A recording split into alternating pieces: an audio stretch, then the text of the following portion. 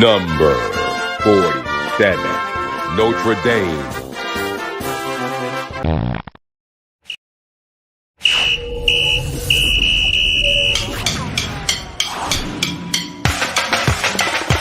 We run the clock, Super 16, it's the cream of the crop.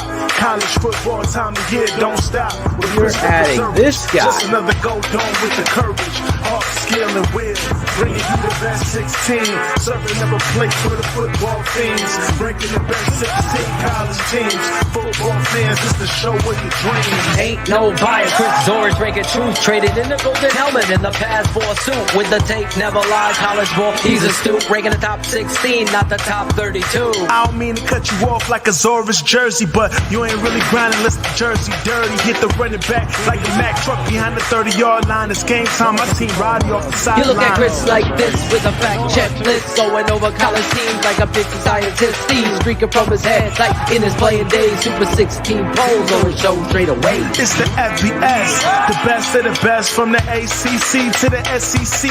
Pac-12, Big 10, Mountain West, Sun Belt, and the Big 12. Open your eyelids, who the best like the clock. Super 16 is the cream of the crop. College football, time to hit, don't stop. With Christopher Zorich, just another go dome with the courage, heart, skill, and will. Bringing you the best 16, serving up a plate for the football fiends. Breaking the best 16 college teams. Football fans, it's the show of your dreams.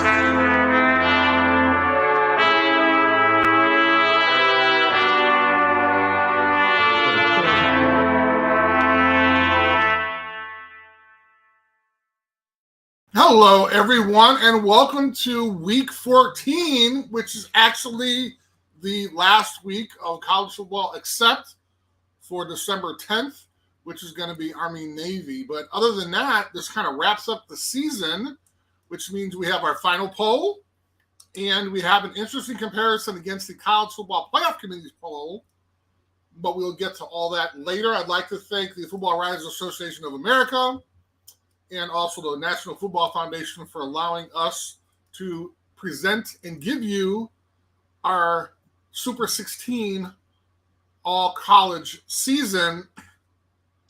The exciting thing is that we can talk about some bowl games. They announced the bowl games. We're going to compare our 16 against the 16 for the college football playoff folks. And I have been very fortunate to vote in some of the postseason awards. So we can also talk about that. We're going to talk about the small itty-bitty thing called the transfer portal a little bit. The Heisman. We're going to talk about the Heisman because we've been kind of referring to that all year and crossing my fingers, hoping my guys got in. So before I start, let's hear from my sidekick in crime, Philatosian. Phil, welcome. You always struggle with my name. Well, I was waiting for the theme music. I thought you were ready for it. I struggle with Philatosian? It rhymes with lotion. You say it like that. Oh, Phil. Try it. Phil Lotion? Phil Lotion.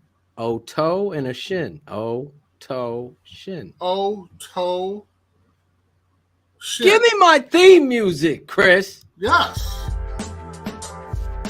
I come out with a theme music, Chris. Coming into the meeting. Yo. I wonder if you're on time. Can you hit another rhyme? Zorich. Yeah, I don't know if it works when you're streaming. Does it go on beat? It sounds cool, yeah. It sounds good. Okay, so then I can do some freestyle raps with my guy Cool Kennedy's instrumental. TTNL beats. Every time I come in now, I need a theme music. There you go. I come out before the team. I should have came out before you. Oh, here we go.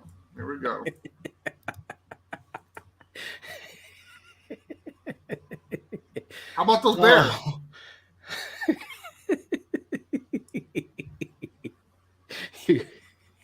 I can't. Oh, I love you, man. You kept it together. I thought you would laugh a little. You haven't drank anything. That's the problem. Right. That's the part. Exactly. I'm not pushing buttons I'm not supposed to be doing. So, and I have water here. So that's how are the Bears? Oh yes. my God! I need Bear Down Chicago Bears. My friend played it on the piano, so somber and slow. Oh, that's what I interesting. need. Okay. I need to get that. There you go. That's what I would play, Chris. Okay, I like that. It's almost like a death march to the end of the season. It's the same old story. Well, I was going to think about my theme song, but let's go ahead and talk about you for a minute. Your theme song? Yeah. Don't I get a theme song? You have it. You have your own track. I'm talking about when I come into a room. Yeah, we got to get you a beat. No, Cool Kennedy. I need a beat I for want it Chris. to be Back in Black by AC/DC. Oh, you like that? I love that. So my motorcycle, I call the best ever. So my motorcycle, one of my motorcycles is all black. And actually, her name is Back in Black. Oh, look at you. It is just like, and I got a kick-ass stereo on there, and I have my all my music looped. And so when that comes on, dude, I blast it, man. My neighbors are like, "What the hell?" This isn't your. That ain't your thing. That's Cherie's themes music. Uh-oh, hey. So yeah, we got to get you a theme. I don't know if we could do Back in Black because they'll knock us for a copyright. I'm talking about. I mean, but I like you need that sound. Song ever. Is it? The intro for this? Absolutely. Oh yes, the show intro. Right. Yes. But I thought you were talking about like when I walk into a room. When you walk into a room, I'm gonna put Cool Kennedy to a rocky type beat, rock type music for you. Yes. But like hardcore, like not like. So at next year's tailgate, when you come, when you show up, we're gonna play this music when you walk in. Nice, I like that. Some smoke. Yes. We'll have all the players back off. There you go. Right. Everybody separates at the tailgate. Exactly. Walking in, dancing. Yeah. That sounds like something I want to do. All the attention will be on me. All the attention on you. I love that. I'm the head coach. Back up, players. Coming out first. What are you talking about? Are you talking about the Bears? Okay, let's talk about the Bears. Okay, the Chicago Bears, yes. In all seriousness. If you're smart, you know what we're talking about. But the Chicago Bears, same old story. It feels like that 1990s classic, The Never-Ending Story, when you're riding that dragon dog or whatever it was. That's what this feels like. The rivalry continues, and it ends in a salute. As Aaron Rodgers salutes Matt Eberflus and his glass half full after every game philosophy and all that. Guess what that gets you? The L. Every time. And that's where we're at. There's nothing more I could say. The tape never lies on this stuff. I don't know what else to tell you. The Chicago Bears couldn't find a pass rush. The referees continue to their shady ways. Aaron Rodgers has all day, and the Bears lose. Field goal kick. Oh, we all know that story. The kicker misses the field, misses an extra point. Then we get a block kick. That's where we're at. That's where we're at. How did you really feel after the game? Oh, I was fired up. I'm tired of the same old story. You got to do something different. And fans, obviously, if you watch BHL, you heard what I had to say about it. And again, I'll be right again until it changes. Culturally, the Chicago Bears are at a crossroads. So you and I will wait to see what they do in the offseason. And I'll save all my thoughts. Obviously, tomorrow night, I'll talk about some of these things. We got Bernard Berrien, B. Oh, nice. Yeah. So B I'm not even going to get a first round draft pick out of you. I got to wait until tomorrow. Well, spoiler alert, I am of the culture of you get when the getting is good. I don't trade back. I know there's a lot of Twitter GMs and everyone that thinks that the more selections you have, the better you are. For me, the more selections you have, the more opportunities for busts you've gotten. You have to get it right. So you don't pass up on the best when you have those needs. You have to take those shots when you have it. So that's a teaser for tomorrow night because I know Shane is on the other side. For me, I'm staring at Jalen Carter and Will Anderson, and you know how I feel about Will Anderson and Jalen. And I say, okay, I'm cooking with gas because if Lovey decides to take Jalen Carter instead of a quarterback,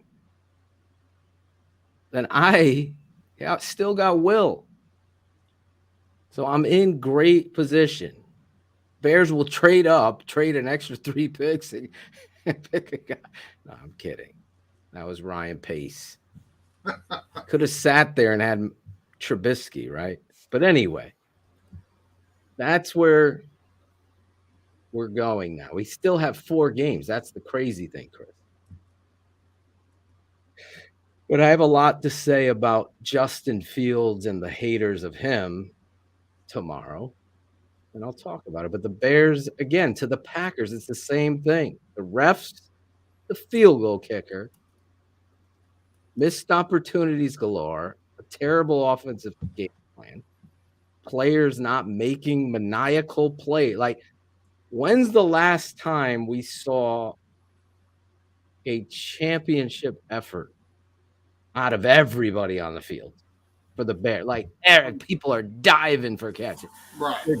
You know what I'm saying? When's the last? Didn't happen.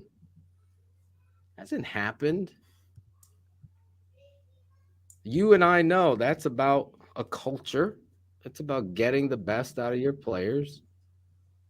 And when you look at the college football game, I see some great coaches that are doing some things there.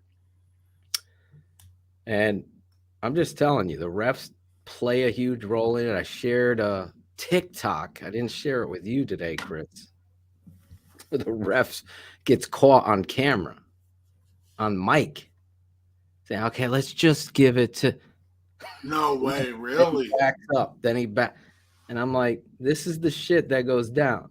Like, it's so ridiculous. Like, there has to be accountability for them.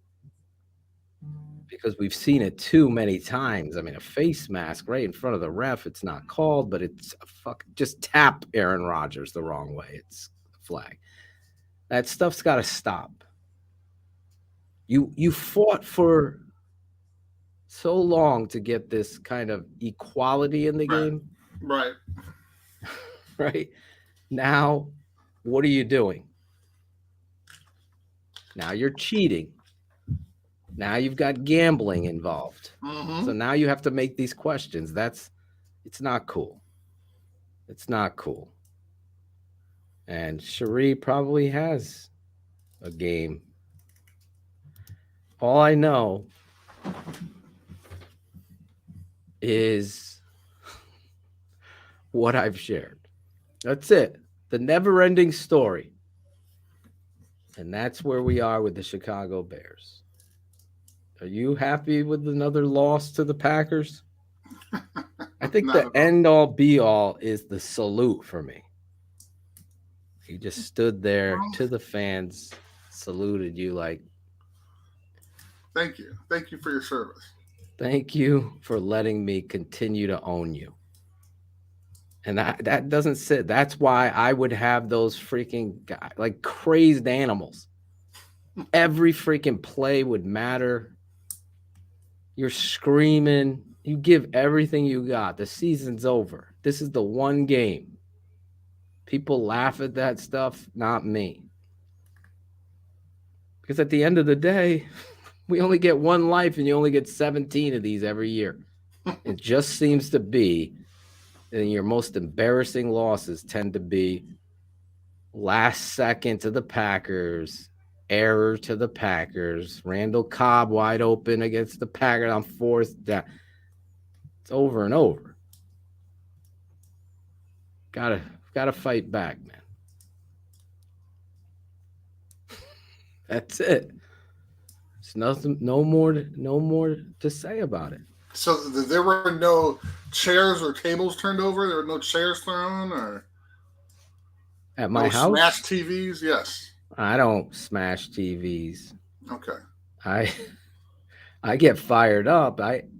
I'm more of a yeller. Okay.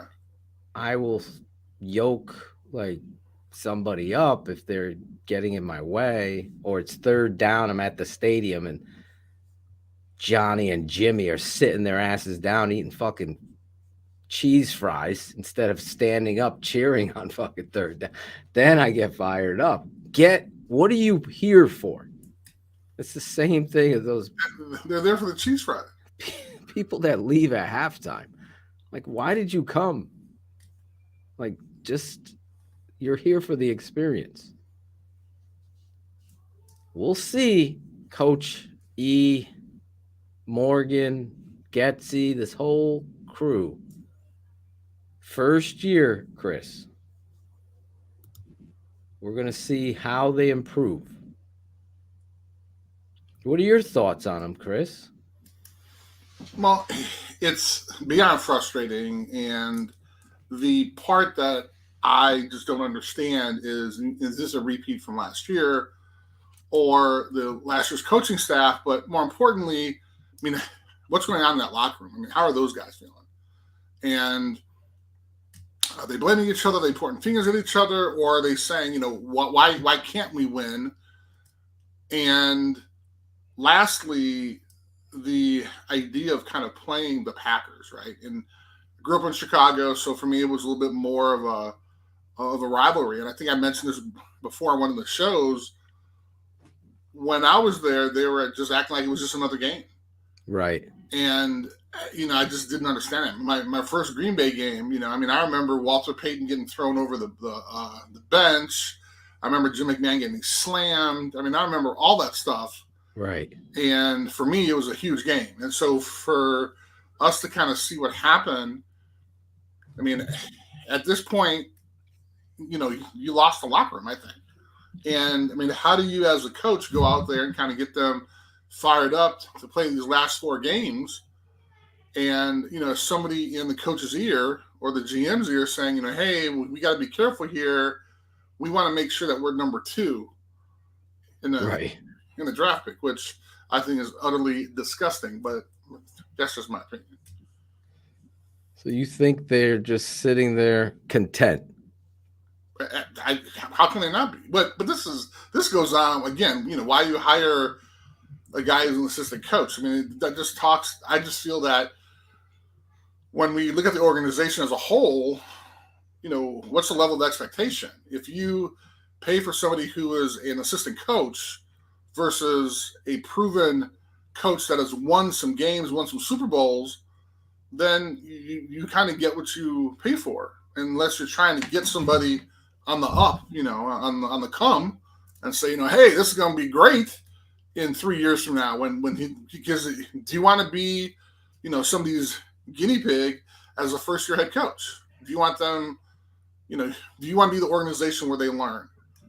No, I want to go out there and get the best coach available, or buy somebody else a coach. Let me do something to bring my team back to the top. But that's neither here or there.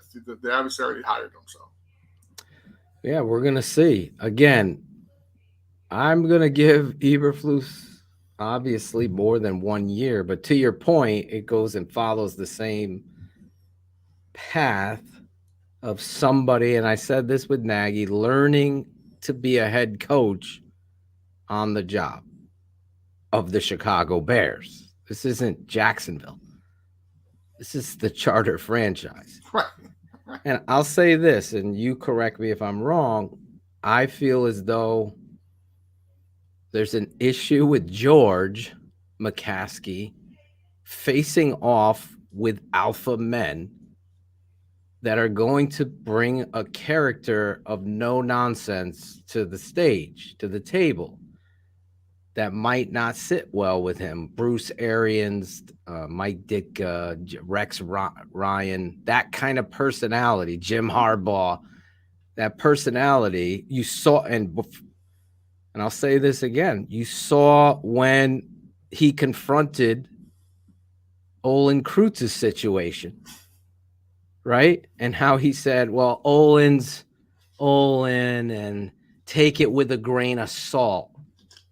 Like, Olin's the perfect example of what the Bears need leadership-wise. Like, to every freaking player that's ever come on that has played with Olin, I go, who's the leader? Who is the most? Who is the leader? Who is the most? Who's the leader? Who's the Olin? But Olin can't even be in Hallis Hall. Oh, why? Because he's going to say the things that. Go ahead. What did you? No, just saying he can be in there when they paid that they're going to pay him like $15 $3.75 an hour or something like that. Yeah. No, it's $5 an hour. It was 15, $5 for lunch. So it's 20 for the day. Well, actually, they took 5. They took 5. They gave him 10. He got lunch as well. Oh my God, I'm sorry. I didn't mean to bring it up. That's embarrassing. Listen, we're gonna see. We're gonna see how this plays out. I know where most of the network is. I'm on the opposite end. And that's where I'll be until proven otherwise. Because I'm with you. I want to see. I'll say this. I said it on BHL very clearly, but some people take it out of context. I don't like a coach that is a glass half full, but it's full after a loss. Full on bullshit of listing positives. Right.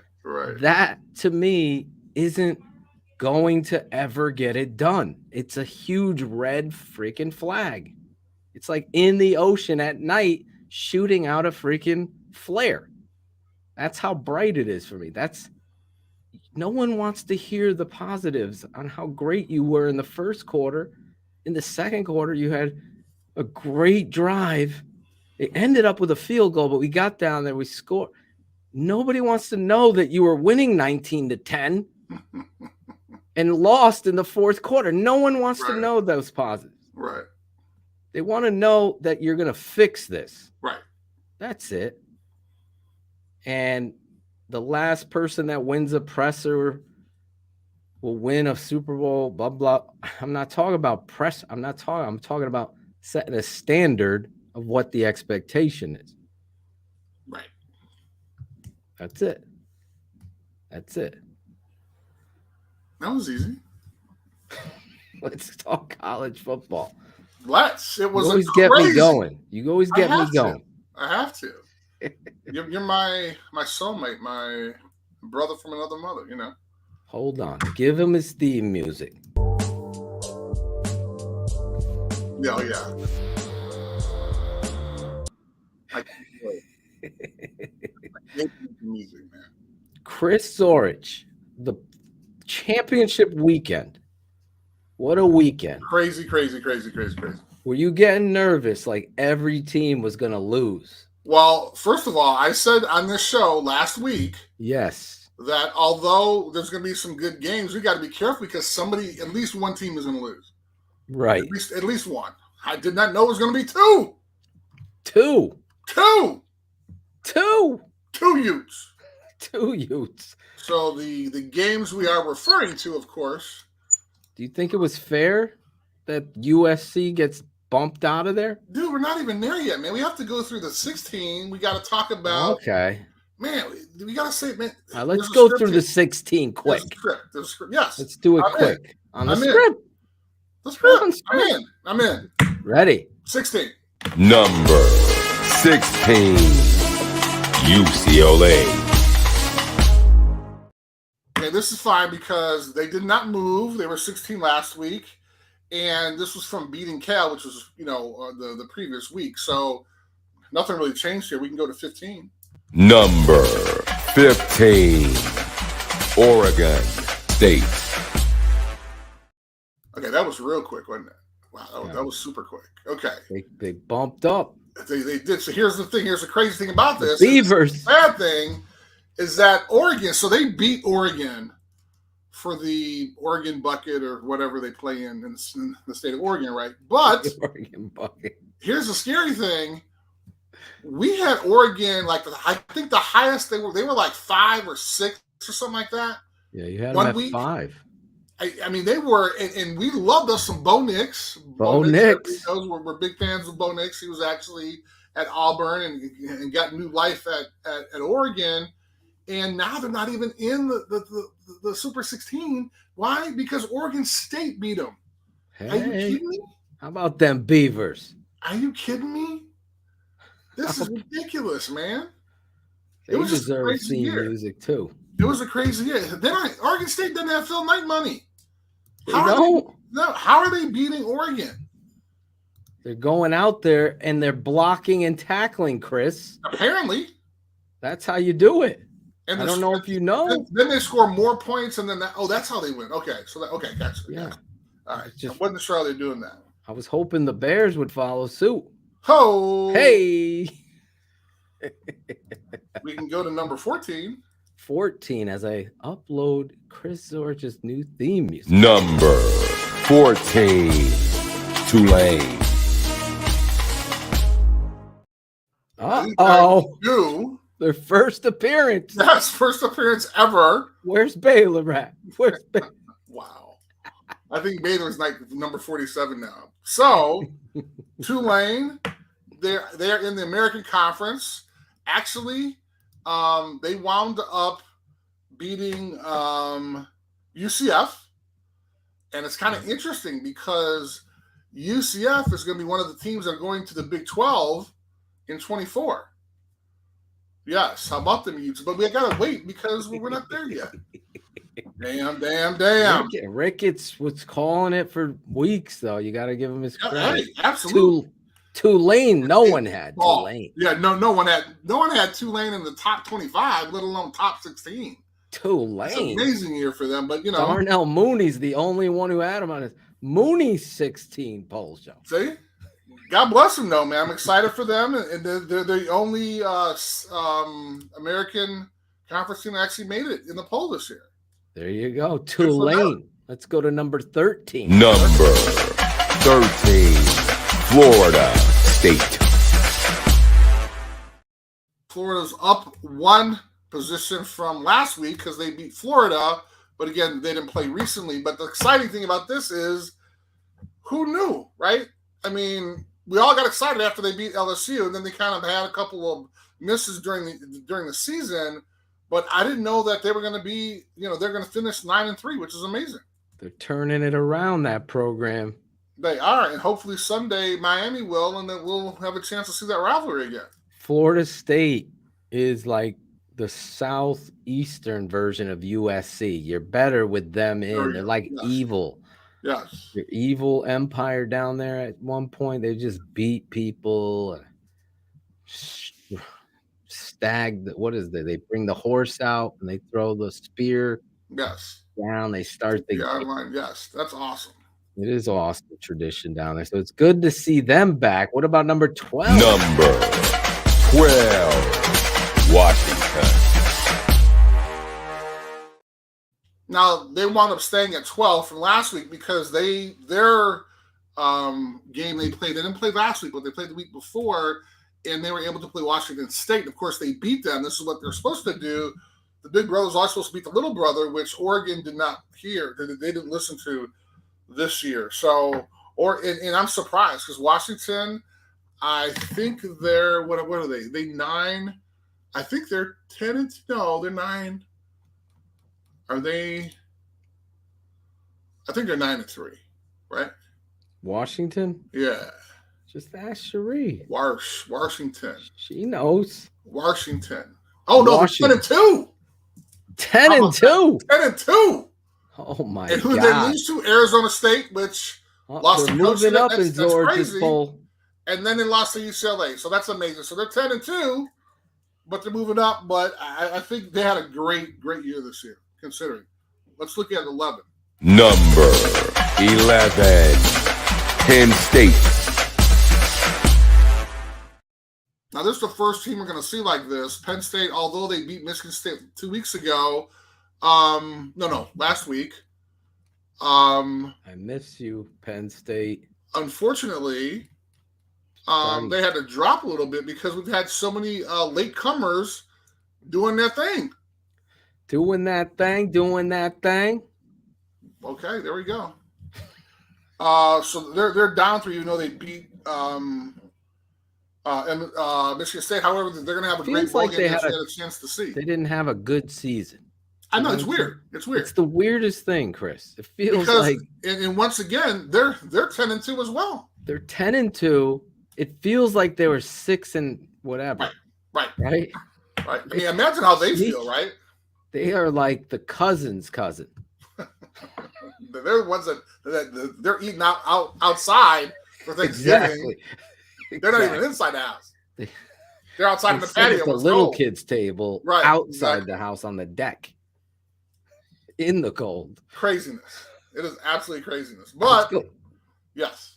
Go ahead. I didn't. No. But you were going to say. No, I was going to say. But I mean, those 2 losses were to who? To Ohio State, and Michigan.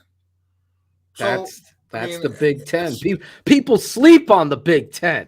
Oh, people sleep on the Big Ten. Well, I think it's that other division. It's the division on the other side. I think that other division's a little overrated.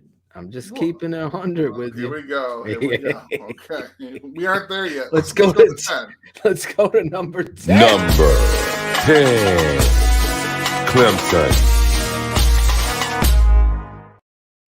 They actually moved up 5 when they beat UNC, which is interesting because we didn't think they were going to do it, right? We thought that the quarterback May was going to have his way with them, but they wound up pulling DJ finally and throwing in the second team guy, and the guy just balled out, and they were excited about it. Actually, DJ had some great comments about the backup after the game. I don't know if you saw that.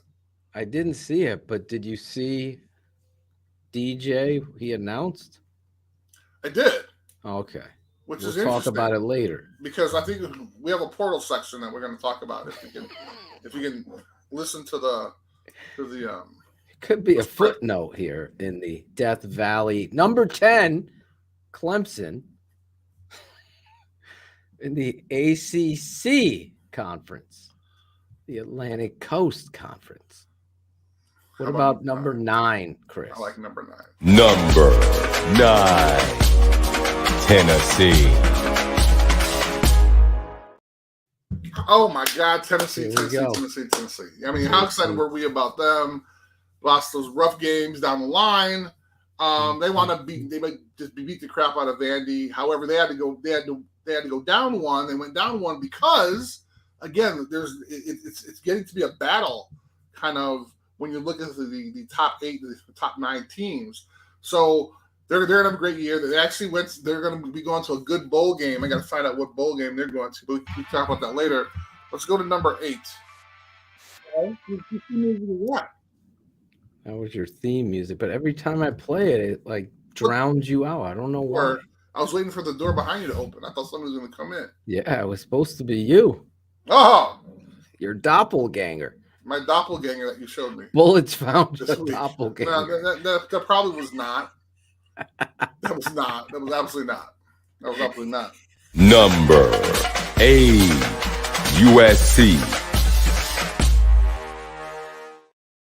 Now we start talking about the great games. Yes. Let me say one thing. I forgot to give you credit. You kept Tennessee at 9, despite Hendon being not there. So you just kept it how they played this year. Well, they went down 1, but yeah. Yeah, but you didn't bounce them out of the top 16. No, they had some great. No, I mean they had. Why would they be bounced out of the top 16? Well, that's what I'm saying. I'm giving you credit that you They didn't do that. Oh, right. I mean, they had 2 booty losses, but Well, how about USC? Got a Oh, little beat up there, USC, Oh, my says God. Ben Ricketts.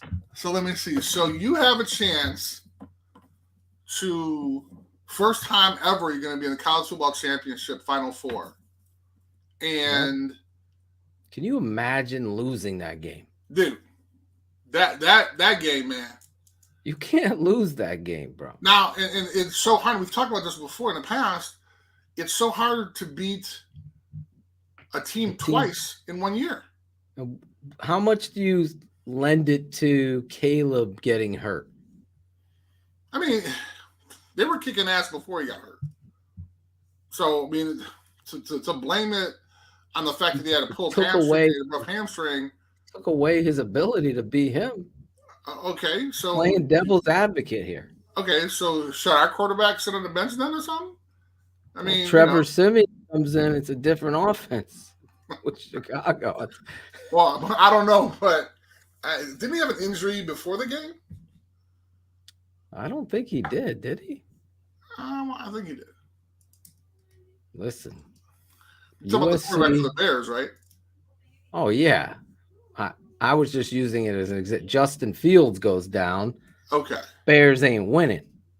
Right, but the reason why they're not winning is because I think he pulled something before in the pregame. Oh yeah, that was Trevor Siemian. Hurt a glute muscle. Right, and then he's getting surgery, and then he's out for the remainder of the season. Hurt his glute. Wow. That has to get surgery on. I mean, it's not funny, but damn. All right. No, it's not a glute.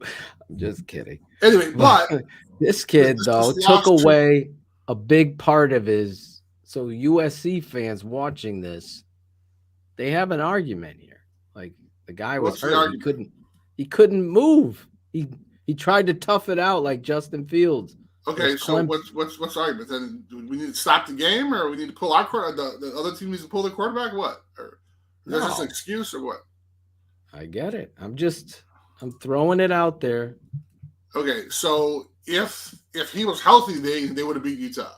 Is that what you're saying? That's what USC fans are saying. Yes. Oh, okay. I saw this big argument on Facebook from the authenticated, check marked on Facebook USC account. Okay. So let's just address it. So you say no. You go down. That's it. Okay. Yeah, I'm trying to Lincoln couldn't make something happen. Well, right, and I mean, were they on a great ride? Yeah. I mean, they didn't play defense, Chris. Right? That's what happens. But then also, man, look, we're talking about USC. We have to give Whittingham and our guy Cameron Rising some credit, man. These guys, my God, balled again. Cameron Rising, man. He's the kind of guy that he's Ralph Macchio in the Karate Kid, right? I mean, you want the guy on your team, man. And did you see the guys in the stands? There were like 4 guys that had the same hair doing the goatee. Yeah, that was great. That was hilarious. That was hilarious. He's somebody that doesn't look the part whatsoever. You're like, is this kid a skateboarder? Right. But the coach, and he balls out. Okay, check this out. So me and my boy were talking about the coach, right? We're like, he's a great coach. Even alluded to, man, maybe he might move. Do you know how long he's been at Utah? Yes. 28 years. Yes. He was there even with this dude. What's his name? He was doing the pregame show there. Urban Meyer. Urban, yeah, thank you. He went as he was a defensive line coach, became the D coordinator, and then became the head coach. Yep, 18 years. So the last 18 years, this dude's the head coach. And before that, he was the DC. He's the guy I would call with the McCaskies. Oh, and then did you see his look? I mean, he looked. I mean, what did he look like? Maybe 62, maybe? Dude, he has his sleeves rolled up. He had some guns.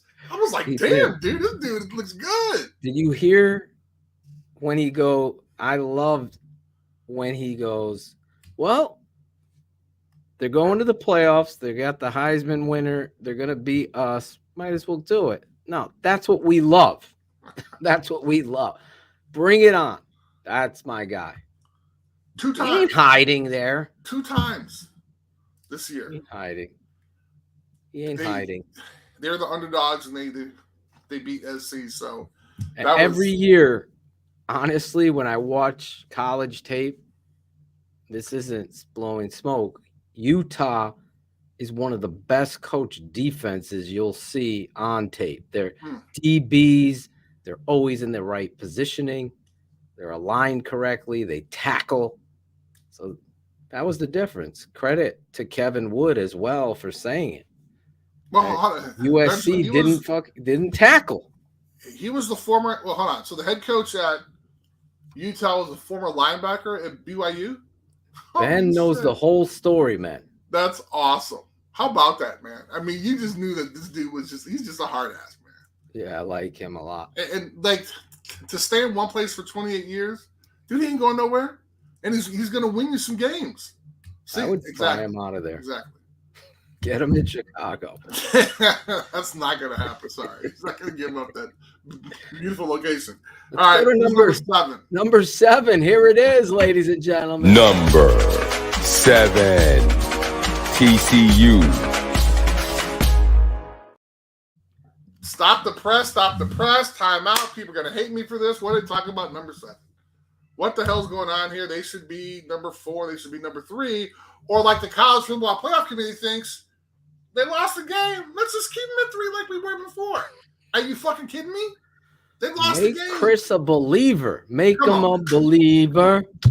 Believer. So, we're going to talk about this team when we talk about the comparison with our poll. And all right, let's go to number 6 then. Let's go to number 6. Put a bookmark there. Yeah. Number 6. Kansas State. Wait a minute, who's the idiot that put them above TCU, the team that they beat? Oh, that was me. Yeah, that was you. They just beat the crap out of them, but yet, okay, all right, I don't understand that. Anyway, so we had a chance to see, and hey, man, yes, Mac Duggan, great player. That's some great players on that team.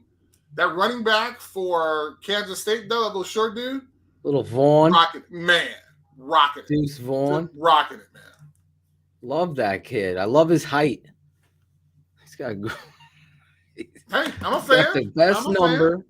He's got the perfect size. Get him some carries here. There you go. No, what an explosive football player there, Kansas State. They always seem to have that. Everybody thought they were going to get beat.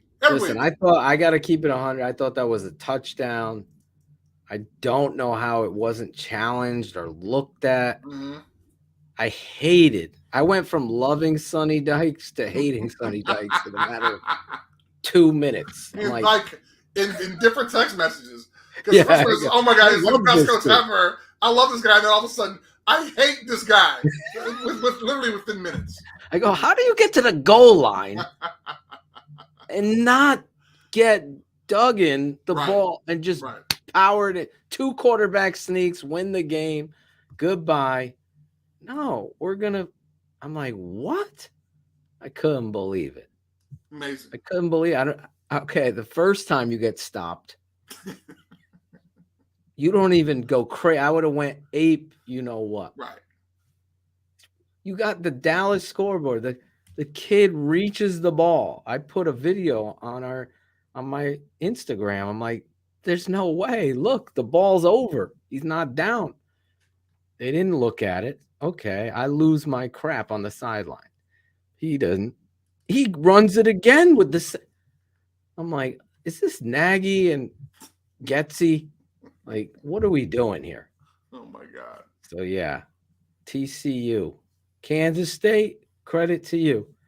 Absolutely. Credit to Kansas State. Who's number 5? Number 5. Utah. The Utes. The Utes. Thought they were going to be higher, man. We love the Utes. You can get it higher. I mean, how much higher can you put them? One more spot. Oh, you think? Huh? Oh, okay. How All about right. them heading to the Yes. Rose Bowl? Love me some Utes. Yes. Love That's a them good some Rose Bowl. Amazing. Just, I mean, played a great season this year. And this is back-to-back Rose Bowls for them. Exactly. They won it last year. They obviously deserve. Yep. Now they win it again. They're going again. Penn State, Utah. Cam Rising. How about the rugby tight end? The kid just running over people. Who first year played football. He's running. I'm like, over holy smokes. You were like, holy smokes. Meanwhile, Jeepers creepers. Exactly. Creepers. He was running over people. Hey. That's what I was saying watching the tight ends. Let's go to number 4. Or do you have any? We talked a lot about Utah already. We did. Here is Chris's bowl college football playoffs. For those of you paying attention. Number 4, Alabama. Interesting. There it is. I'm one of the people 4. that were watching the show all day on Sunday, thinking it was college game day. It wasn't college game day. It was the college football playoff announcement for the top 25. And they did 1 and 2. They knew already. Then they did number 3, and my heart sank because it was TCU. I almost vomited in my mouth. But they had Alabama like 15th or no, they didn't have Alabama 15th. I think Alabama was 5 or 6 or something like that. But I think Alabama deserves to be in because they put Alabama and Ohio State at 5 and 6. This was their call. And then the 2 teams above them. See, okay, so when you have a ranking, you got 1, 2, then 3, then 4. And then when those 2 teams that we've done all year, when those 2 teams at 3 and 4 lose, they go down. And then the team that's underneath them goes up. See how that works? Okay, these are the team that win. This team lost. Boom. These teams go up. See, look at that. See, it's that easy. But apparently, they don't do that. They don't have that visual with the college football playoff committee. And they think that even though they ranked Alabama and Ohio State 5 and 6, that they don't deserve to be in there. But who's number 3? Number 3, Ohio State. There they are. So they felt good enough to put Ohio State in there. How many losses do they have? How many losses do they have? 1. Alabama has 2. Right. Utah has 3, right? USC has 3. Right. Are we? I mean, TCU has 1. TCU Only 1 loss. Right. That's their argument. Right. But I would take a 2 or 2. Right. But okay. The argument then they should look at the talent. They should look at the conference then. The Big 12 conference can't hold the SEC's jockstrap. So the fact that they lost 1 game against a team they beat before, I mean, really? And so then you can't put an Alabama team that plays top talent all the time. I mean, their 4th, 5th, 6th, 8th game of the season is against a competitive team that balls every week. So that's my argument, is that we all know that SEC is a better conference, and TCU had a loss late in the season. Their ass should be out of there. Oh, it's a conference. Oh, so it's well, conference matters. Okay, well, conference matters if you win. If you lose, we just saw, doesn't make a difference. That's my beef. Let's move to number 2. Well, you have an argument there. Number 2, Michigan.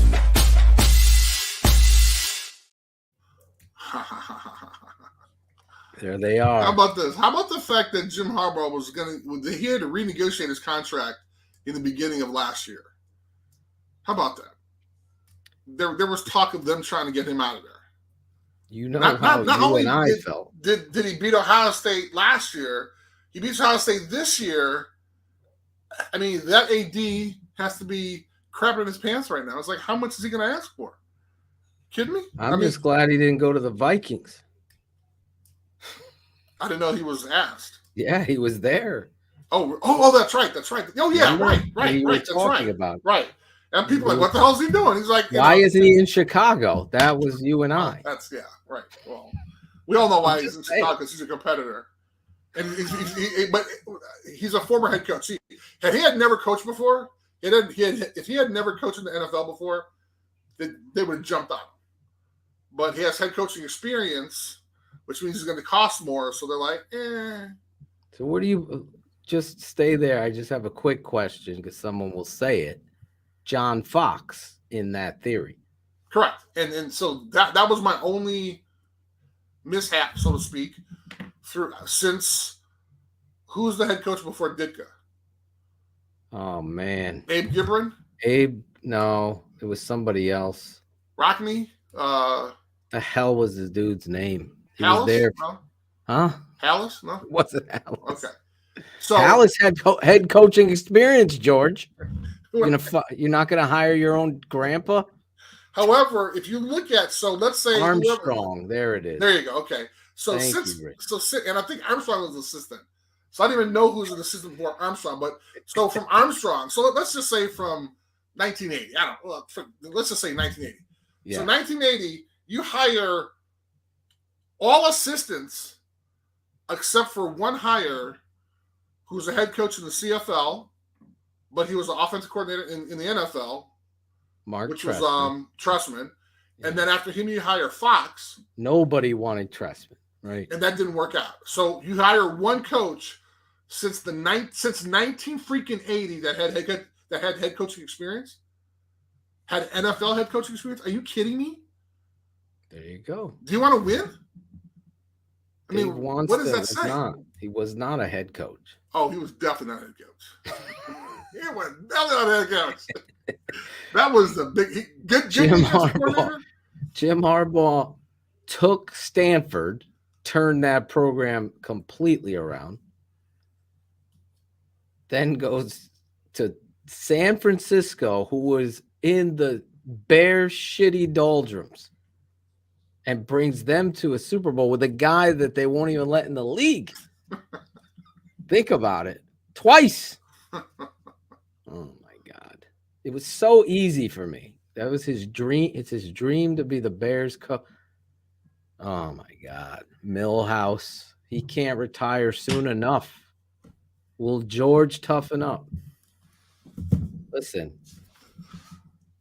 Anyway, Eberflus. The flus is loose. Loosey goosey. I want to see what happens. That's going to be your new song, huh? Yeah, it is. Is loose. The flus is loose. He's on the street. The glass has full every time they get beat. There you go. There you go. It's happening live, Cherie. Anyway, Michigan, go blue. Let's talk about number one, and then let's talk about the comparison there. Number 1, Georgia. Georgia. I think Ohio State was won maybe 2 weeks in a row or something like that. So the idea that Georgia was able to maintain. I thought you were going to do it. You're going to put that Michigan at number 1 for Cherie and me. And Rick, but it didn't happen. Did not happen. Couldn't happen. Why? Because of Georgia. Yeah. Because they were the defending national champions, and every game people gave 1,001%. 1,001. 1,001. There we are. What are let's see our top 16. Top 16. Let's look at it here. End all be all for this season. We got some newcomers in there. We got the UCLA Bruins that didn't do too well. Chip Kelly finally seeing the light of day on the our Bo Nix and the Oregon crew totally out of it. Oh, Bo. What happened to Bo? I know. Where'd Bo go? Where did Bo go? Oregon State, number 15, if you're listening on the podcast version. Number 14, it's Tulane. Tulane. What's their mascot? The Wave? Green Wave, baby. Green Wave. Green Waves. Let's go, number baby. 13, Florida State. Number 12, Washington, the Huskies. Number 11, Penn State. Number 10, Clemson. Oh! Hey. Number 9, Tennessee. Take me to another place. Number 8, USC, the Trojans. Number 7, oh my God, the Trojans. Did you blow it? Number 7, TCU. They're in the playoffs. Chris says Get them out of there. FCU. Get them out of there. FCU. 6, Kansas State. 5, the Utes. The Utes are going to the Rose Bowl. Number 4, Alabama. Chris believes should be in the college football playoffs. Shane Marsaw is so excited, believes in you, Chris, once again. Number 3, Ohio State, the Buckeyes. Oh, by the way, they're in. Number 2, Michigan, Jim Harbaugh. Number 1, Georgia. There it is. Amazing. So let's wrap that one up with the Heisman, because Heisman's are easy. Yes, we're good. Okay, let's go to the Heisman. Don't end just yet, Chris. Come on. Oh? Let's go to the Heisman. Talk about it. Your boy, Stetson Bennett. I see his name. Be careful. I see his name. So all season, we talked about CJ Stroud at Ohio State throwing up some great numbers. We talked about Caleb Williams. And my favorite, Stetson Bennett. If I had a vote, I proclaimed that like week 1 that I was going to vote for him. But the dark horse who kind of came out of the blue was Max, right? Max Duggan. Max Duggan. For TCU. Let me tell you, the heart of a champion in that game, everything. Absolutely. That's why I said I hated Sonny Dykes, because you as a coach have a responsibility to see the forest before the trees. Sure. Like, what are you looking at? This is the kid. He's diving, he's grinding, he's running, he's throwing, he's doing everything to bring you back from the doldrums of an utter embarrassment, and you failed. Duggan, talk about the heart of a lion. Former second teamer, former walk-on. Oh, that's right. And he's former second teamer as well. Here he is in the high. Same with Stetson Bennett. Your boy, guy, Stetson, also a former walk-on. Guy 5th told to string. Get him out of there.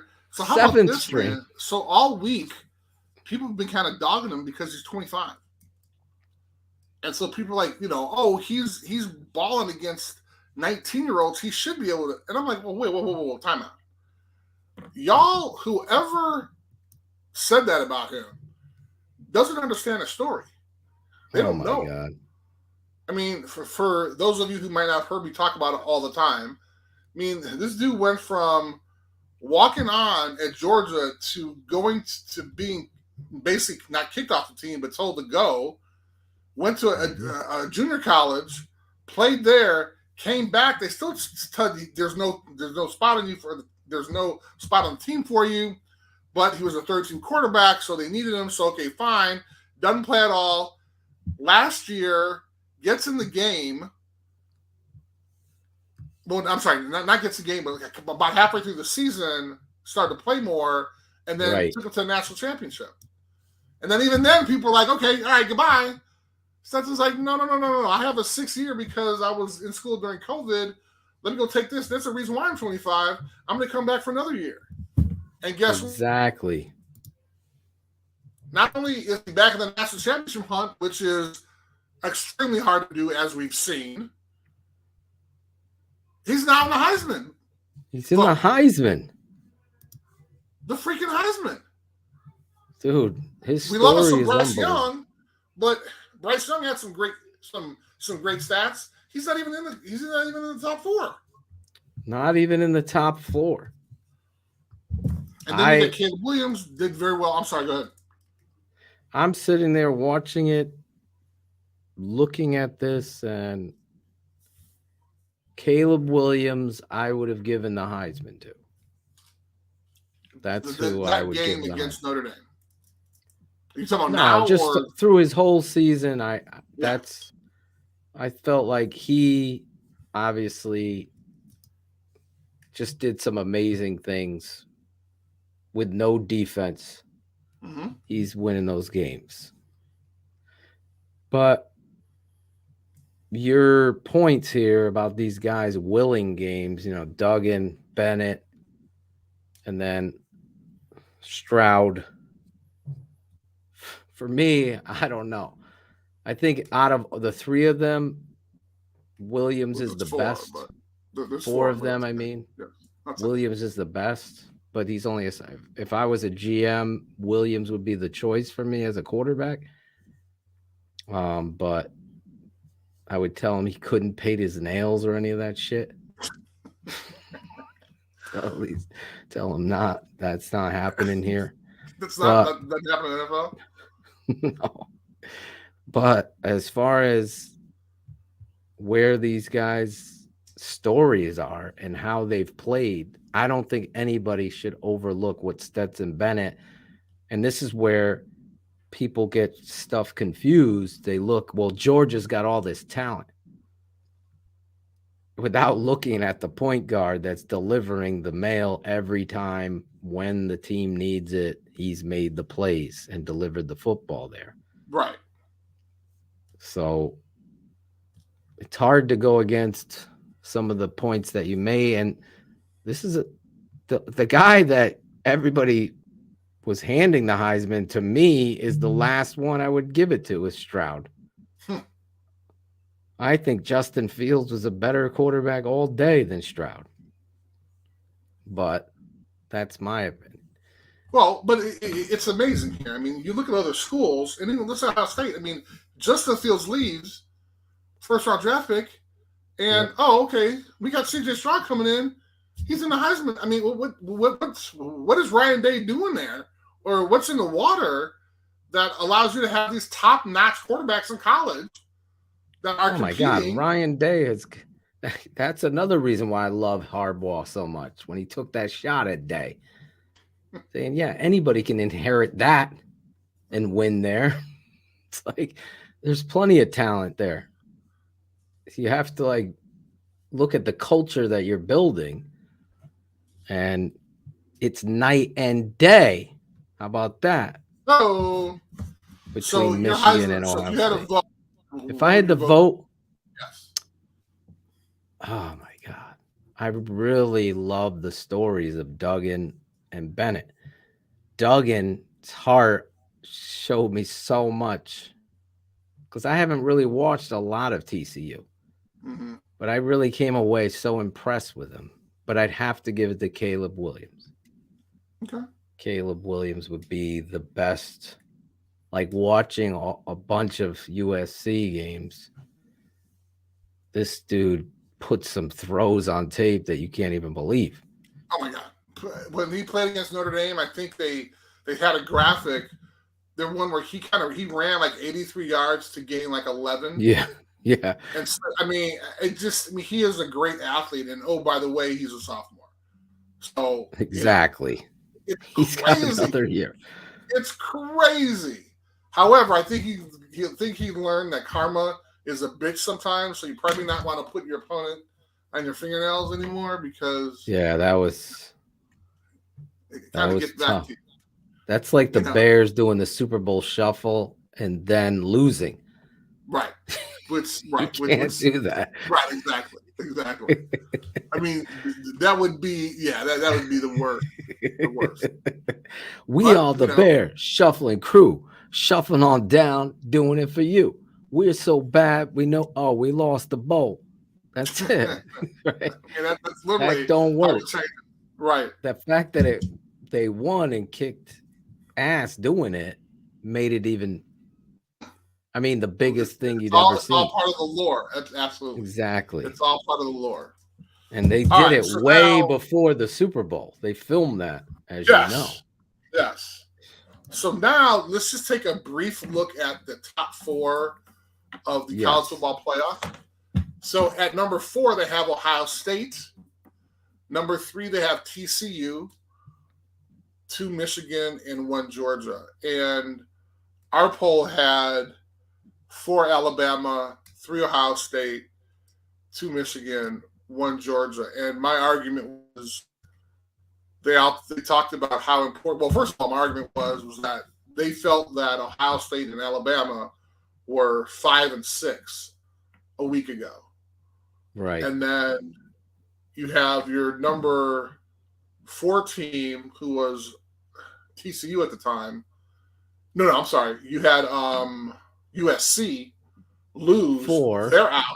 Right. So they had 4 USC, 3 was TCU. Right. Before the championship weekend. Alabama was 6, Ohio State was 5. They bounced USC, but not TCU.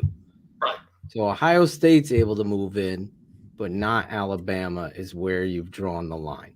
Correct. And you don't think it's fair? Well, no. I mean, because they talk about how if championship games matter, they should matter only when you win. I mean, if you lose, what does that mean? And then you lost to a team that you beat before. So are they just saying that, oh, it's just an extra game? I mean, the idea of you being so good with a team that has a conference championship, okay, so you're going to automatically be in there. They keep going back. Well, Alabama only has that 1 win against Texas. Mm-hmm. That's what they keep saying. Right. And then I think TCU, I think Texas played TCU and beat them. So right. That's what they're saying. Alabama has that win. Right. So they're saying, oh, well, a common opponent.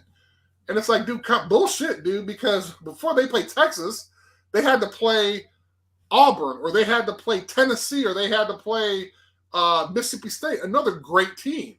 Before TCU played Texas, they played, I don't know who's in the Big 12. They played Kansas. Oh, I mean, that's my thing, right? Oklahoma. Well, yeah. So what are the whys, right? Exactly. Words to the wise, right? Is what are the whys? You want to see the best teams in there? Yeah. I mean, that's where the competition is going to be. The best teams. He's been saying USC got spanked. TCU didn't. TCU fell on the last stupid decision. Right. Which, hey, I understand that, but I'm looking at the level of talent that are in these conferences. I mean, for years we talked about how. When do they go to 12? 24. 2020. So 1 more year of this. 1 more year of this, correct. Or is it 2 more years? No, because it's going to be 23. Next will be 20. So this is 2022.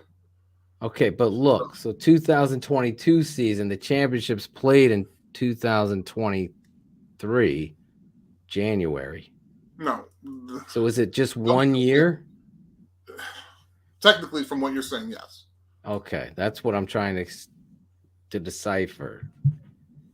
Is it going to be in that 2000? So it's technically January of 2025 that we're seeing this. Right. Oh, it is. Right. So it's the season. So it's 2 more years. Correct. Because this is 2002, and then 2004. I understand what you're saying.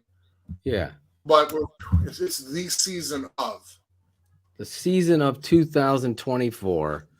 Correct. That fall season. Right. We will begins it. We will see it. Thank you, Robert McGraw. There we go. Quick draw McGraw over here. So at this point, this is the time when Cherie and I would be finished because we know how to run a show and time it correctly. Real quick. But somebody had a little rant that took like an hour. Oh, So all this is just stuff is going to be bonus stuff that we could talk about. First of all, real quick, Go ahead.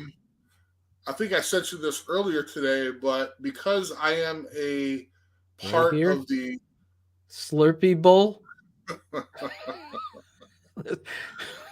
Oh, you're Chris is Slurpee. TCU versus Utah in the Slurpee Bowl. That is funny. That is funny. For those folks who may not know, Ron G. Thank you, Ron G. I was fortunate enough to participate in the appearance at a 7-Eleven in the South Bend area. Notre Dame's called Mishawaka, Indiana, and we had a great turnout. They even had a hype guy. They had a hype guy. So I had never experienced before. That was so cool, man. It was a DJ with a microphone. I saw. He was hyping the crowd. It was hilarious. Ladies and gentlemen, straight from Notre Dame, the 3-time All-American. That's what he was saying. I was like, yeah. I mean, it was great. It was great. So that was exciting. So thank you very much for the Slurpee Bowl. I actually love that graphic. So that's pretty cool. I like that. We're gonna keep it for the year. Nice. But what I was trying to say before I was really interrupted, thank you very much, Phil. I'm joking. Because I am a participant in the Football Writers of America Association, I have a chance to vote. Yes. In the Eddie Robinson Award, which is the award for the best coach of the year. And the winner goes to Jim Harbaugh. Finalists are I can't even see these people. Harbaugh is one of them. Yes. I know that. I'll just go. So Michigan, Tulane. I can't even see the names. Tulane, Duke, TCU. Nope. US. Nope. Georgia. He got a jet. That's his fun. Troy. And Troy. USTA. Okay. Cherie might be in conflict here between Go Blue and USTA. That's her alma mater. Oh, but we got to give it to. You're voting for Jim Harbaugh, correct? Got to give it to Harbs. Me or Cherie? You. No. What? Yes. As You're much not as I'm voting. not here we go, though. This is me being true. Jeepers creepers. Here's me being truthful. Back-to-back Big Ten champions. Yes. Beats Ohio State in Ohio State. Yes. And we're going to give it to Georgia. I'm giving it to TCU Sonny Dykes. After he didn't give him one. Yes. How about you this? You don't even want him in the playoffs. I know. Isn't that amazing? The reason why is this is first year. It's on the script. He took a team that I think was 6-6 last year. If not, they were probably 5-7 or something like that. Sure, can you look and see what TCU was last year? But he's a first-year head coach and took them to the promised land. I can't right? believe this. And you have Jim Harbaugh, who's been at Michigan for a couple of years, had a great season last year, had a great season this year, but he had a great season last year. Like, he should have. You're putting Sonny Dykes in the Slurpee Bowl. All of a sudden, he's the coach he's voting for. Absolutely. Because he did what was just, the only other person I would give it to was Lincoln Riley, concerning what, look at that. How do you take a 5-17 and get them to be undefeated as a first-year coach at that school? There you go. All right. Chris Zorich has spoken. I'm glad that listen. Glad you are honest about your rant. This is me right now. As you. I can't believe you didn't give it to Harbaugh. Just kidding. That's me right there. Me as you. There you go. He's been there for like the odds. Former teammate is writing exactly. in. He can't. Hey man, no bias. Hey man, this is the truth. I'm keeping it 100. That's the reason. Tulane, TCU, Troy, UTSA, that's University of Texas San Antonio. Michigan, who by the way won, number 2 in the country. Georgia, TCU, and Duke. Those were the finalists, and Zorich has TCU. TCU. Yes, Sonny Dykes. Sonny Dykes. I went from loving Sonny to hating Sonny, and one overtime. One overtime decision. 90 seconds, exactly. So maybe Sonny the last part, maybe we will be able to get this in 90 seconds. The transfer portal. Yes. What the hell? What the hell is going on, people? For those of you who might not know what the transfer portal is, it's an opportunity for student athletes to jump, of all sports, jump in literally a portal and transfer to another school. We have yet to see. I thought there was a limit on the schools. Apparently there's not. We just saw TJ Daniels jump in the transfer portal again. You know, he started back. Louisiana Tech has 18, Colorado State 17, Texas A&M 16, Arkansas 15, Kent State 14, Oklahoma State 13, Oregon 13, Maryland 12, Virginia Tech 12, Washington State 12, Alabama has 11, Jackson State, give me my theme music, Chris, again, has 11. Already. Coaches walked out some that are just jumping in the portal. And it's crazy because coaches now have to recruit to keep their players, the current players. They have to recruit in high school and recruit players coming in off the transfer portal. I mean, this is like literally chaos. I think there's like over 1,400 players in the transfer portal. Right. And so here's what a lot of folks don't know. Yeah. So let's take, for example, you. So you want to jump in the transfer portal because for whatever reason, you're not playing, whatever, you're graduating, whatever it is. Right. We got a new coach. I don't like his philosophy. Right. He comes in playing theme music, tells me, hit the portal. Wow. Jesus. So what happens is you throw your name in this, it goes up on a list. Yeah. And people can see this. So what happens if when the transfer period ends, so right now the transfer period is going from December 5th to January 18th. After that, there's going to be another 2 weeks in May. But after that, if you get picked up, guess what? You're out of luck, right? Yes. So your scholarship's gone from the school you left. It's like a gamble here. What the hell? Now, if you're a 5-star guy, you know, if you're shouldn't you like test the water? Can they test the water? Like they can't test. No. Well, here's they can't like talk to any of the. No, they can't. No. Oh. So the policy at the majority of schools is if a kid jumps through the portal, he's off the team, right? Some schools will say no, we'll take you back, but that's very rare. Because think of it, what did you say when you jumped in the portal? I don't want to be a part of this team anymore. Right.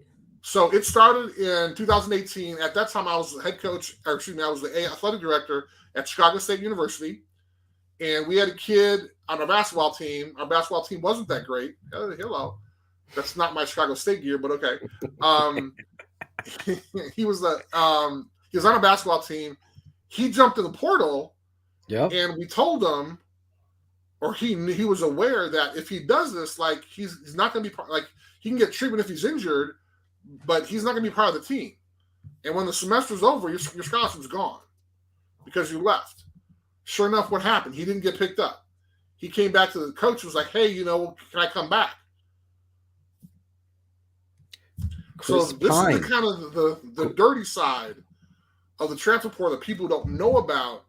All these kids that are jumping in might not get picked up from other schools because on the flip side, the school that they're going to has to have a scholarship available. Yeah, this is crazy. I thought they were allowed to speak to the other school, thus enter the transfer portal for that purpose. No, they just are throwing their name out there like a free agent. And now they have to get talked to. Now, what goes on, Chris, at that point? Well, now that their name... They're being courted. They're being recruited again. Their name goes on the list. And then here's the kicker.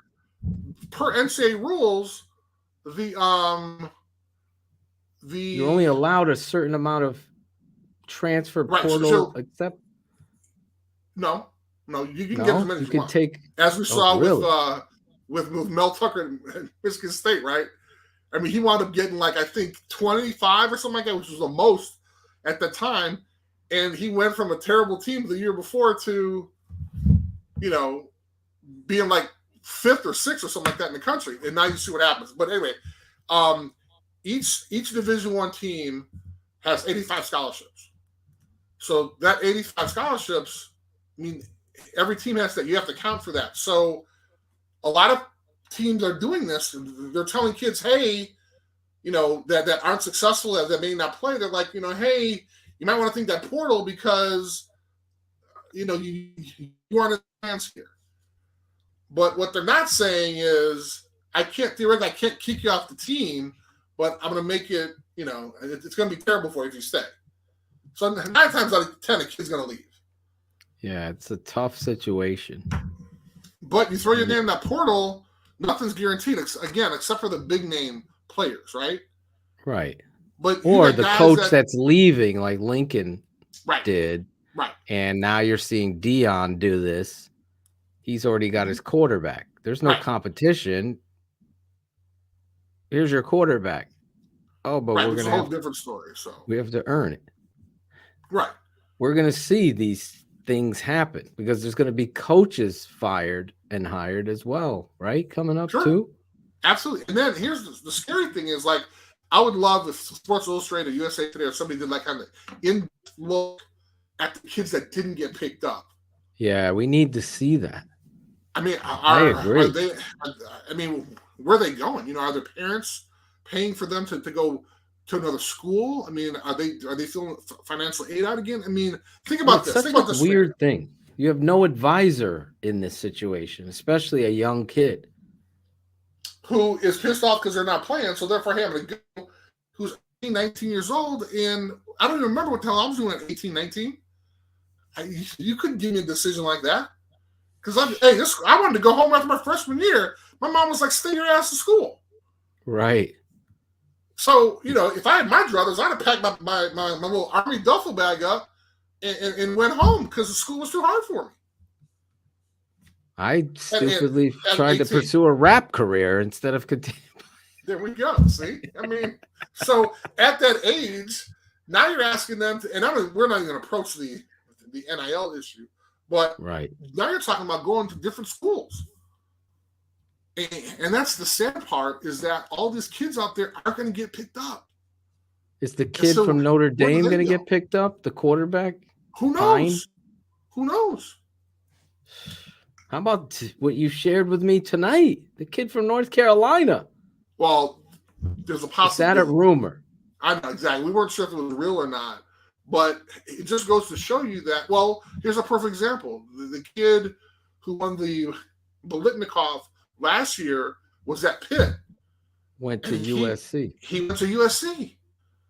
But, when you think about it, his quarterback left, so he wasn't going to get all the touches again, right? So, I mean, I can see that. But the idea now that kids can and again, I thought it was a 1 year, only one and done. You can go to many times. We just saw JT Daniels. This is going to be his 4th school. JT Daniels. He's the Lane Kiffin of freaking players. That's hilarious. Think about it. He started USC, went to Georgia. Yep. And by the way, he may have gotten beat out by the guy who's getting the Heisman, but anyway, that's who's in the Heisman ballot right now. But Stetson Bennett went to he's at West Virginia now. Oh, by the way, I'm jumping in the portal. That's 4 schools. 4 schools. Wow. It's chaos. It's total chaos. Absolutely chaos. And, Mass it's confusion. really unfair. It's really unfair because these kids have no direction.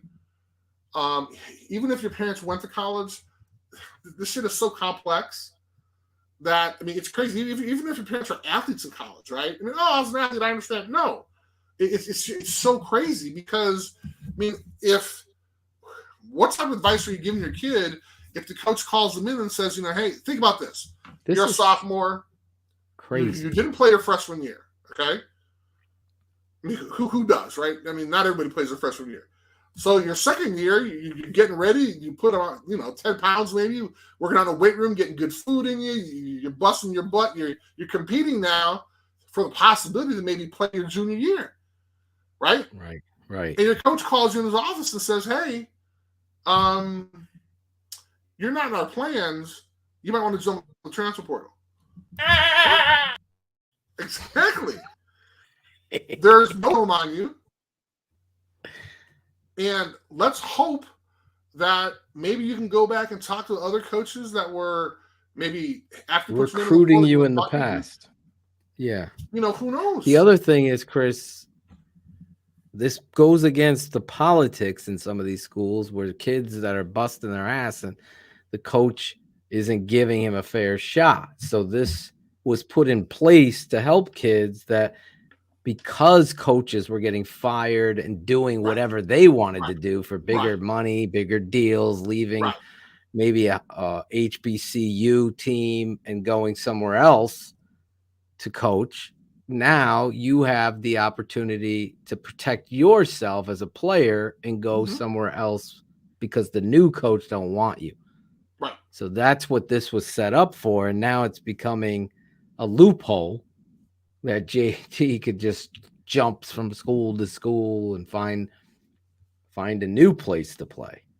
But listen, this is a tough situation to follow. It's the most interesting thing to me right now. And football is coming to a close with the college game. It gets me so sad, but we have like 66 bowl games that we're going to be breaking down, talking about. Yes. Chris and I will be breaking down all of the bowls. Obviously, the college football championships. We're going to be going live right after, talking about these games like we did last year. And then again, like BHL style on the final college football championship. What Michigan did to Georgia this time around. Yeah, this time, because last year Chris might have to rescind his vote. No. Okay, all right. Cherie does not want me to talk about.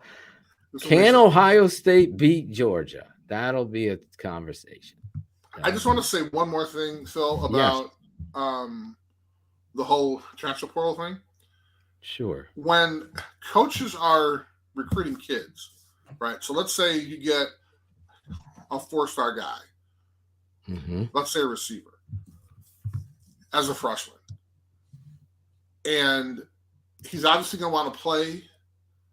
He's going to want to get some time. So let's say he plays a little bit his freshman year and becomes a starter his sophomore year, right? Are you not going to be able to get a 4-star receiver or a 5-star receiver to come to your school now?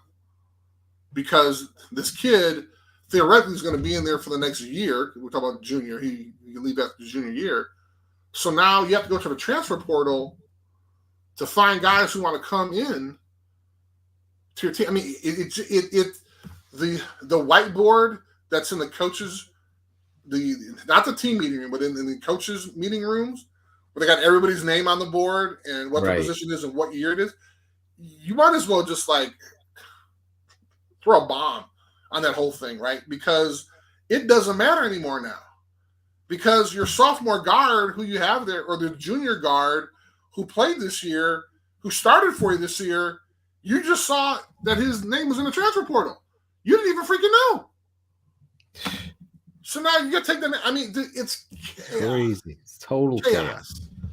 Now, one way you can combat that, and this is what Marcus Freeman and his staff is doing, and he talked about this when he was a defense coordinator, be the CEO of your position group.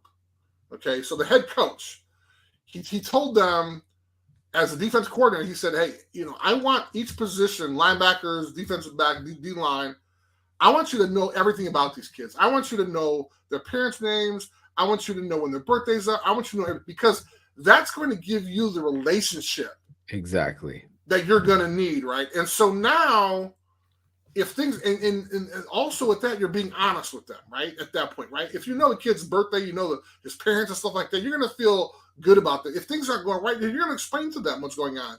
And on the flip side, hey, coach, I'm having trouble in school. Hey, I don't think this is working out for me.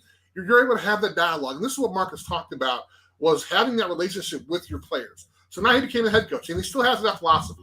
Be the CEO of your position group as a coach. Smart. So now when something is going to go down, if a kid's going to leave, guess what? You're not going to be surprised. He's going to say, man, coach, you know what? I'd love to stay here, but, I'm not getting the playing time that I wanted, that I thought I should get. What do you think? And, of course, he's going to be honest with them. And then after that, it's like you have to make a decision. But at least there's a relationship there.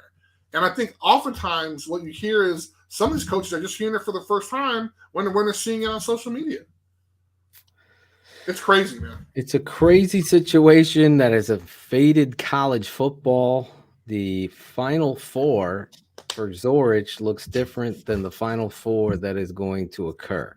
Chris, and I'm proud of that, damn it. I'm proud of that. You are. Chris had Alabama in there versus TCU. If you're just tuning in or listening, that's the difference. We are going to be breaking it all down, as well as the bowl games, to get you ready for the bowl season. When does bowl season officially start? In 2 weeks? The first game is December 16th, which is a Friday. So there you go. I think that following Monday or whenever, we will be back. Just pay close attention. We'll be promoting exactly when we're going to be coming back on the Super 16 poll show. Wow, it was so weak.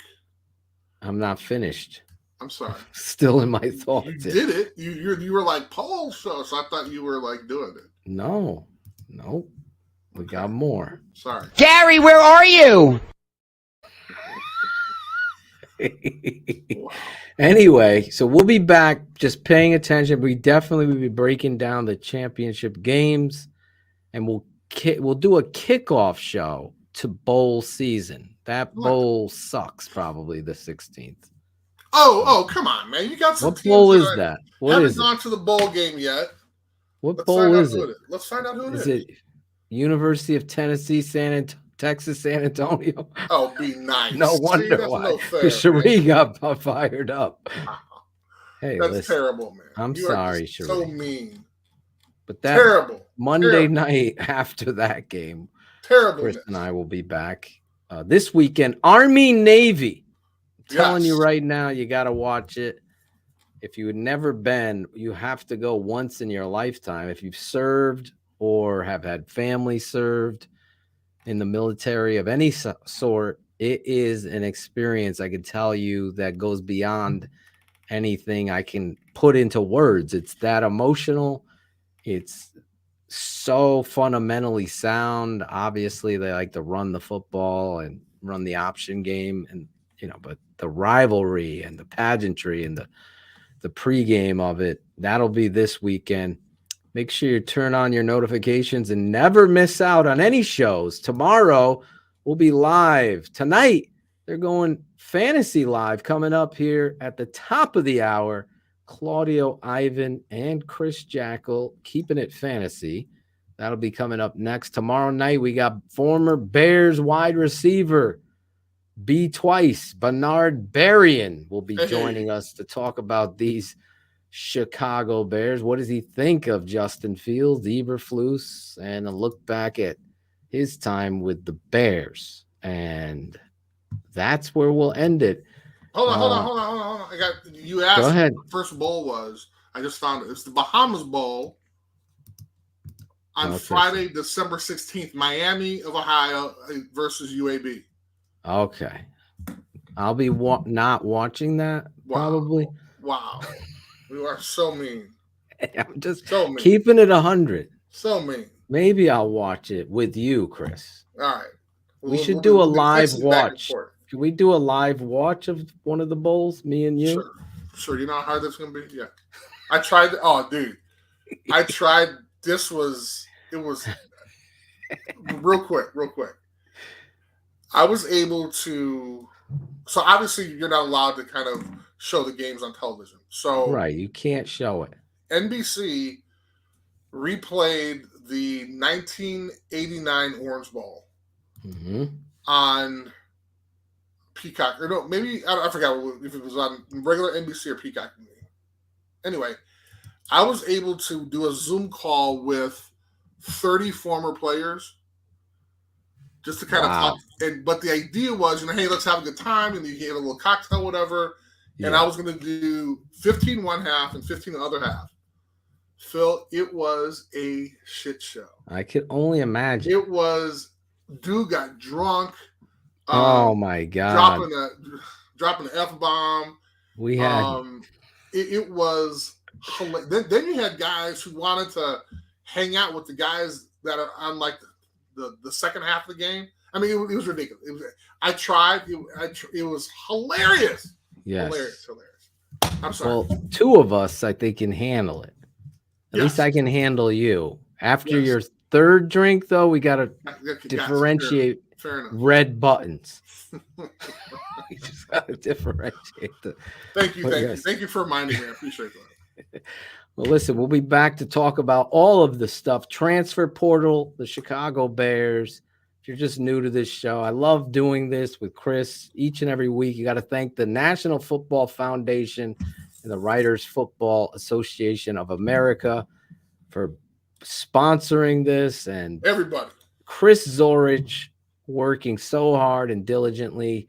Shout out our guy, Russian Ronnie G. Always getting the Slurpee Bowl. That was awesome. The Slurpee Bowl. We will talk more about that in the coming weeks. Pay attention. I'll be promoting. We'll have Chris on Keeping It 100 or BHL to promote when we're going to come back on. That would be fun. Yes. Probably after BHL, because I'll be fired up with another Bears, whatever they do. Great. And then that'll be like a 2-hour rant as opposed to the hour 45. Okay. I was short with the rant. Okay, sure. It's going to even be shorter the next time with the rant. But anyway, I love you, Chris. Love you too, brother. Thank you, Sheree. Season 2 of the regular season's in the books. We're going to the playoffs, baby. And guess what? Chris's coach vote is in it. So we know Chris will be rooting for TCU to take it all. That would be epic if they did. Don't even make me bust. You would never live that down. Oh my God. That would be ridiculous. How's your boy Rich? Is he ready for Big Blue or what? Rick is doing very well, and he's excited about what's going to happen. I mean, I talked to him during the game, and it was just awesome. So he's doing well, and we're excited about Michigan going so far for him. Beautiful. Let's see where they go. I'm clearly rooting for Michigan. Go Blue. I am too, man. Go Blue. Who are you rooting for? Now? Quick. Yeah, it's like in this series, who are you wanting to win? Georgia. So I want Georgia to repeat. repeat. For Georgia. I want Georgia to repeat. Okay. And then so hard is that your vote for the Heisman? Because you never Absolutely. I've been talking about him since week 1. There you go. If you stayed to the end, you got Chris's vote for the Heisman and who he wanted. We'll see you next time on the Super 16 show. There you go. For Cherie and the 3-time All-American CBS Defensive Player of the Year, national champion, College Football Hall of Famer, and All Madden. I forgot about that one. Yeah, we got to add that. Chris Zorich, I'm your guy, Draft Dr. Phil. Jump on tomorrow night. Jump on with the guys next. We'll see you next time. Thanks for watching the Super 16 Poll Show with Chris Zorich. Like, subscribe, and comment. This has been a special presentation of the Tape Never Lies Network.